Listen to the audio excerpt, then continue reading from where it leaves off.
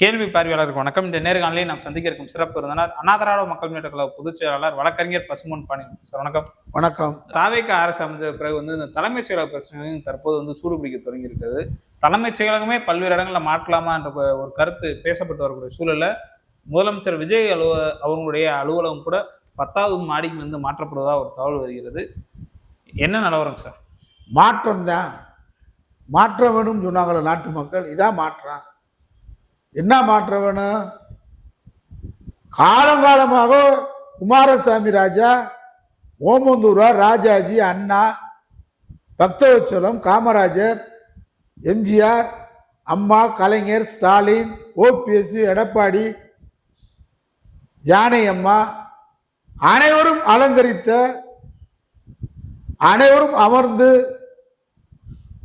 அங்கே முதலமைச்சர் பணியை செய்த அந்த இடத்துல இருந்து இவர் மாறுறாருன்னா என்ன காரணம்? இடவசதி இல்லை மாறுன்னு சொன்னா ஏத்துக்கலாம். அது வசந்த மண்டபம், பெரிய மண்டபம் தான். முதலமைச்சர் அலுவலகமே கம்பீரமானது. செயின்ட் ஜார்ஜ் கோட்டை, புனித ஜார்ஜ் கோட்டையினுடைய முதலமைச்சர் அலுவலகம் ரொம்ப அற்புதமான இடம். நான் இடவசதியை சொல்றேன். நான் ஜாதகம் அடிப்படையில் கிழக்கு மேற்கு அது இதெல்லாம் நமக்கு தெரியாது. நாங்கள் பெரியாரால், இவர் மாதிரி விஜய் மாதிரி பெரியார கொள்கை வழிகாட்டின்றது. கடவுள் மறுப்பை மட்டும் நான் ஏத்துக்கிருவேன், கடவுள் மறுப்பை மட்டும் நான் ஒத்துக்கிற மாட்டேன். கடவுள் மறுப்பு நீ ஒத்துக்கிறனால பெரியார் கொள்கை கூட போச்சுல. ஒரு பெண்ணு சொல்லுவாளாம், நான் கற்பா இருக்க மாட்டேன், ஆனா நான் பெண்ணுக்கான அத்தனை குணத்தோட இருப்பேன்னா முடிஞ்சு போச்சுல. பெண்ணுக்கான அத்தனை குணம் உனக்கு எதுக்கு? கற்புத்தன்மையை மட்டும் என்கிட்ட கேட்காதீங்க. நான் அதில் கொஞ்சம் ஒரு மாதிரியான ஆள்தான். ஆனா நான் கற்பா இருப்பேன், மற்ற பெண்ணுக்கான அனைத்து குணத்தோட வாழ்வேன்னா. நான் ஒரு ஆணா இருப்பேன், ஆனா ஆற அடிச்சா நான் அழுதுருவேன். ஆனா ஆணுக்கான அத்தனை தன்மையோடு இருப்பேன், திருப்பி அடிக்க மாட்டேன் யாரையும். நான் வீரமா மட்டும் இருக்க மாட்டேன், மத்தனை கொடுத்து. பெரியார் கொள்கை கடவுள் மறுப்பேன்னு சொன்னார். கடவுள் தான் இந்த ஜாதியை படைத்தார், கடவுள் தான் இந்த மதத்தை படைத்தார், கடவுள் தான் இங்க இருக்கக்கூடிய மூட நம்பிக்கைகளை படைத்தார். இந்த கடவுள் தான் பிறவி மூலமாக தாழ்ந்தவன் உயர்ந்தவன் என்பதை படைத்தார். இந்த கடவுள் தான் வர்க்கத்தை படைத்தார். இந்த கடவுள் தான் நம்மை பிரித்தார் அப்படின்னு சொல்ற கடவுள் இல்லைன்னு சொன்னார். அப்ப நான் பெரியார் சொன்னது எல்லாத்தையும் ஏத்துக்கிருவேன். பெரியார் இதுக்குள்ளதான் பெண்ணடிமைத்தனம் கடவுள் சொன்னதாக தான் சொல்றேன். விதவை மறுமண திருமணம் கூடாதுன்றேன். கடல் தாண்டி வணிகத்துக்கு போகக்கூடாதுன்னு இருக்கேன் மனு திருமணத்துல. பிள்ளைகள் கல்வி, பெண் பிள்ளைகள் பள்ளி படிக்க கூடாதுன்னு சொல்றேன். இதெல்லாம் இதுதானே வருது, கடவுள் சப்ஜெக்டுக்குள்ளதானே வருது. அப்பேற்பட்ட கடவுள் இல்லைன்னு ஐயா சொன்னார். அப்ப நீ என்ன சொல்ற? பெரியார் படத்தை வச்சுக்கிட்டு புது வழக்கம் கொடுக்குற. நல்ல வேலைக்கு பெரியார் குடமுழுக்கு நடத்த சொன்னார். அவருக்கு பெரியார் எல்லா கோயிலையும் கும்பாபிஷேகம் நடத்த சொன்னார்னு சொல்ற அளவுக்கு விஜய்க்கு நன்றி. என்ன சொல்ல வரேன்னு கேட்டா, தலைமைச் செயலகத்துல நீங்க உங்க இட வசதிக்காக போனா வரவேற்போம். காமராஜர் இருந்த இடத்துல, அண்ணா இருந்த இடத்துல தான் நீங்க இருக்கணும்னு கட்டாயம் இல்லை. ஒரு முதலமைச்சர் இட வசதி செய்யலாம். ஆனா ஜோதிடர் செல்லி மூட நம்பிக்கையின் பெயரால் வாஸ்து அடிப்படையில் இடமாற்றம் செய்யக்கூடாது. அந்த அடிப்படையில் அந்த அடிப்படையில் தான் நடக்கிறதா எங்களுக்கு செய்தி வருது. அதாவது நீங்க உயர உயர போகணுமா? என்ன உயர உயர போய் எங்க போய் ராக்கெட்டு போய் மேலே போய் எதுவும் விண்வெளியில போய் செவ்வாய் கிரகத்தை கண்டுபிடிச்சிருக்காங்க, செவ்வாய் கிரகத்துல ஆட்சி நடத்த போறோமா? ஜோதிடம் சொல்றது இப்படி உயர உயர போங்க, கடலை பார்த்து உட்காருங்க. கடல் தண்ணியை பார்த்து உட்கார்ந்தா இன்னும் நீங்கள் என்ன 150 வருஷம் வாழ முடியுமா? இந்த நாட்டை 200 ஆண்டுகள் தான் வெள்ளக்காரனால ஆள முடிஞ்சு.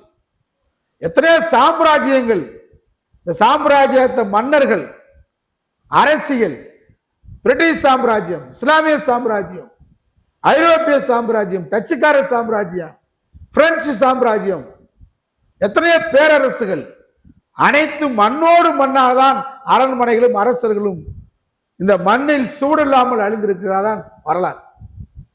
அதனால வாழுகின்ற காலத்தில் ஒரு மாற்றத்தை விஜய் கொண்டு வருவார் அப்படின்னு உங்களை நம்பி இளைஞர்கள், ஒரு குறிப்பிட்ட இளைஞர்கள், குறிப்பிட்ட பொதுமக்கள், நீங்க சொல்ற மாதிரி குறிப்பிட்ட நம்பிகள், குறிப்பிட்ட நம்பீஸ், குறிப்பிட்ட குட்டீஸ் எல்லாம் வாக்கு போட்டிருக்காங்க. இப்ப எங்க மாதிரி என்ன நினைக்கணும்னு கேட்டா, ஏன் ஒரு மாற்றம் வந்தா என்ன, வரட்டுமே விஜய் தலைமையில வந்ததுக்கு பின்னாடி நினைக்கிறான், வந்தா வரவேற்போம். பெரியார் தொடர்பு கேட்டாங்க, நாங்க கடவுள் இல்லை இல்லைன்றீங்க, கடவுள் வந்துட்டு என்ன செய்யுது, கடவுள் வந்துட்டா இருக்காருன்னு சொல்லுவோம், அவர் வரல அதனால இல்லைன்னு சொல்றாரு. அது மாதிரி மாற்றம் வந்தா வரவேற்போம். திமுக விட அண்ணா திமுக விட கடந்த காலத்தில் ஆண்ட கட்சியில விட நீங்க ஒரு புதிய மாற்றத்தை கொண்டு வந்தா வாழ்த்துவோம், வரவேற்போம். எனக்கு ஒன்றும் ஆட்சேபம் இல்லையே, மாற்றம் இல்லையே. நீங்க ஆட்சிக்கு வந்தது நாங்க ஒரு மாற்றத்தை எதிர்பார்க்கிறோம், மாற்றத்தை எதிர்பார்த்து நாங்க உங்களுக்கு வாக்களிக்கல, உங்களுக்கு ஆதரவா இல்லை. உங்கள் நம்பினவர்களுக்கு அவர்கள் ஒரு மாற்றம் ஏற்பட்டால் அந்த மாற்றத்தை வரவேற்போம். நீங்க இந்த 2 மாசம் என்ன நடந்துகிட்டு இருக்கு, ஊழலை ஒழிப்பேன்றீங்க, லஞ்சத்தை ஒழிப்பேன்றீங்க, ஊழலில் மொத்த ரூபா விராலிமலை முன்னாள் அமைச்சர் விஜயபாஸ்கர் குட்கா பெற ஊழலை கட்சியில கொண்டு வந்து சேர்த்திருக்கீங்க, குதிரை பேர் நடத்துறீங்க, சோபா மாடல் ஆட்சி நடத்துறீங்க, கருத்து சுதந்திரத்தை திமுக அரசு பழி வாங்குறது, கருத்து சுதந்திரத்தை பறிக்குதுன்னு சொன்னீங்க. இப்ப நீங்க ஆட்சிக்கு வந்துருந்து இது வரைக்கும் 2 சட்டமன்ற உறுப்பினர் தூக்கி ஜெயிலில் போட்டிருக்கீங்க. விமர்சனங்களை தாங்க வேண்டும், விமர்சனங்களுக்கு பதில் சொல்லணும். முதலமைச்சர் ஓடி ஒளியக்கூடாது. சட்டமன்றத்தில் கேட்டா சட்டமன்றத்திலே பதில் சொல்லணும், பொதுமன்றத்தில் கேட்டா பொதுமன்றத்தில் பதில் சொல்லணும். இப்ப என்ன நடந்துகிட்டு இருக்கு, மாற்றம் என்ன நடக்குது, குதிரை பேர வேலை நடந்துகிட்டு இருக்கு. ஊழல் அமைச்சர்களை முன்னாள் அமைச்சர்களை கொண்டு வந்து கட்சியில சேர்த்துக்கிட்டு இருக்கீங்க. நீங்க எப்படி ஒரு நியாயமான ஆட்சி வழங்க முடியும்? இது மாற்றமா? கரூர் எம்ஆர் விஜயபாஸ்கர் மேல ஊழல் வழக்கு, நில அபகரிப்பு, கடத்தல் வழக்கு அனைத்து இருக்கு. அவரை கொண்டு வந்து இங்க எப்படி புனிதராக்க முடியும்? நீங்க புனிதராக்க முடியுமா? இந்த பழனி கோயிலுக்கு போறவங்களை தான் மொட்டை போடுவாங்க. அங்க போய் முருகனுக்கு, பழனி முருகனுக்கே மொட்டை போட்ட வரலாறு தாவேக்கா. இதான் மாற்றமா? இந்த இன்னைக்கு மதுரை மீனாட்சி அம்மன் கோயில்ல ஏதோ அந்த சொத்தை 13 பேர் 19 பேர் என்னமோ பண்ணிருக்காங்க. தினசரி ஈஸி எடுத்து பார்க்கணும் உங்களுக்கு. மீனாட்சி அம்மன் கோயில், திருச்செந்தூர் கோயில் கடந்த பேட்டில சொன்ன மீனாட்சி அம்மன் கோயில் யார்கிட்ட இருக்குன்னு தெரியலன்ற மாதிரி போய்கிட்டு இருக்கு. இது மாற்றமா? ஆட்சி நகரவே இல்லை. மக்களுக்கான திட்டங்களை நீங்க நிறைவேற்றல, சொன்ன வாக்குறுதி நிறைவேற்றல. 10வது மாடிக்கு நீங்க போற வரவேற்போம். அங்க என்ன பெரிய நாமக்கல் கவிஞர் மாளிகையில 10வது மாடிக்கு போறீங்க. ஜோதிடர் சொன்ன அடிப்படையில் கிழக்கு பார்த்து உட்காரணும், மாடியில் போய் உட்காரணும், கடல் நீரை பார்த்து உட்காரணும், இத்தனை மணிக்கு சந்திக்கணும், இன்ன கிழமை இன்னும் உடை அணியணும். அதான் உடையை மாற்றி மாற்றி வர்றாரு அவர். இன்னைக்கு செவ்வாய்க்கு உகந்த நாள், இன்னைக்கு இவனுக்கு புதன் அவனுக்கு உகந்த நாள், இன்னைக்கு வெளியே போகாதீங்க, இத்தனை மணிக்கு வெளியே வாங்க. இப்படி ஒரு முதலமைச்சர் இருக்கிறதாக இருந்தா அது எப்படி விஞ்ஞான உலகத்துக்கு அரசியலமைப்பு சட்டத்துக்கு எதிரானது? அரசியலமைப்பு சட்டத்தை என்ன சொல்றது, மூடநம்பிக்கை ஒழித்து விஞ்ஞானத்தை அறிவியல் பூர்வமா வளர்க்க வேண்டும் தான் அரசியலமைப்பு சட்டம், அம்பேத்கர் அரசியலமைப்பு சட்டம் சொல்லுது. நீங்க ஒரு அடிப்படையில் செயல்பட்டா எப்படி ஏத்துக்கிற முடியும்? பிஜேபி இதை கண்டு காணாம இருக்கிற காரணம் பிஜேபி உருவாக்கினதான். நீங்க யாராவது ஜோசப் விஜய்ன்ற பேர்ல திருச்செந்தூர் முருகன் கோயிலுக்கு யாராவது போயிட்டு வர முடியுமா? ஒரே கரைச்சல் பண்ணிடுவான் பிஜேபி. எப்படி ஒரு கிறிஸ்தவன் உள்ள கொண்டாண்டு இப்ப பிஜேபி அனுப்புது உங்களை. நீங்க ஜோசப் விஜய்ன்ற பேர்ல நீங்களே போய் 5 மணிக்கு போய் நீங்க அங்க உட்கார்ந்து அங்க நீங்க பூஜை பண்ணி புரஸ்காரம் பண்ணி வர்றீங்க. இத RSS இந்து முன்னணியா அமைதியா இருக்கு? இதே நீங்க RSS இந்து முன்னணி ஆளு, நீங்க மூட நம்பிக்கையின் முறைநாட்டமா இருக்கக்கூடாது. சீரடி சாய்பாபா கோயிலுக்கு, சீரடி சாய்பாபா போறீங்க, நீங்களே வெளியே வரும்போது நீங்களே கார் ஓட்டணும் ஜோசியக்காரன். ஜோதிடர் வழியில் ஆட்சி போகக்கூடாது. இந்து தர்ம அடிப்படையில், மனு தர்ம அடிப்படையில், வர்ணாசிர அடிப்படையில் ஆட்சி போகக்கூடாது. சமூக நீதிக்கான மண் இந்த மண்ணு. நீ எல்லாத்தையும் ஏமாத்த நினைக்காதீங்க. காங்கிரஸையும் கையில வச்சுக்கலாம், பிஜேபியும் கையில வச்சுக்கலாம், வைகோவும் கையில வச்சுக்கலாம், விடுதலை சிறுத்தைகளும் கையில வச்சுக்கலாம், பொருளமையத்தையும் கையில வச்சுக்கலாம்னா இது பெரியார் மண்ணு. ரொம்ப நாளைக்கு யாரும் ஏமாத்த முடியாது, ஏமாந்தும் போக மாட்டாங்க.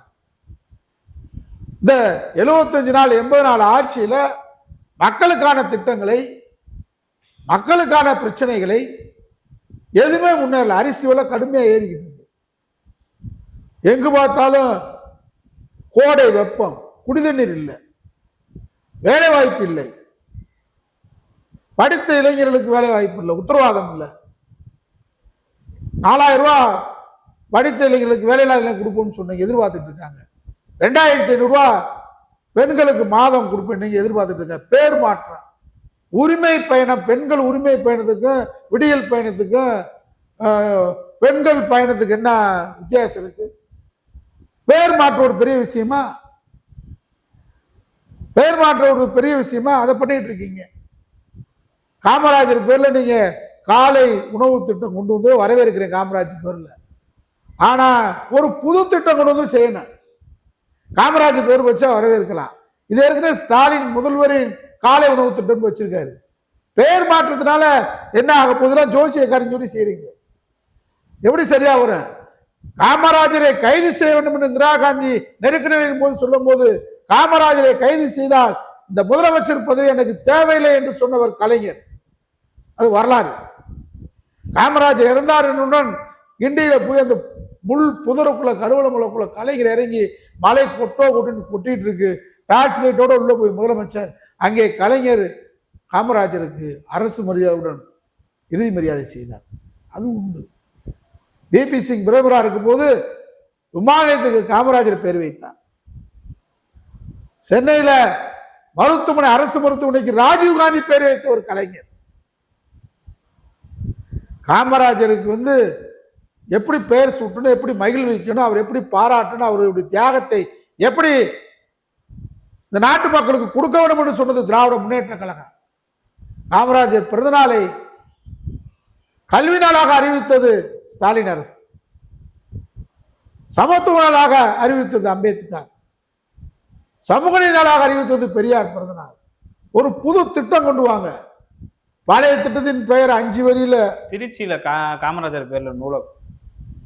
அதனால காமராஜர் பேரை எதுக்கு கொண்டு வரணும்? நீங்க ஒரு புது திட்டம் போட்டு கொண்டு வாங்க. அதாவது புதுசா தலைமைச் செயலகத்திலிருந்து ஜோதிடர் பேச்சை கேட்டு மாறக்கூடாது. மாற்றம் என்பது இதெல்லாம் மாற்றம் அல்ல. ஆனால் உங்களை நிறைய மாற்றத்தை மக்கள் எதிர்பார்க்கிறார்கள் என்பதை மட்டும் இந்த நேரத்தில் தெரிவித்துக் கொள்கிறேன். நன்றி சார். நன்றி.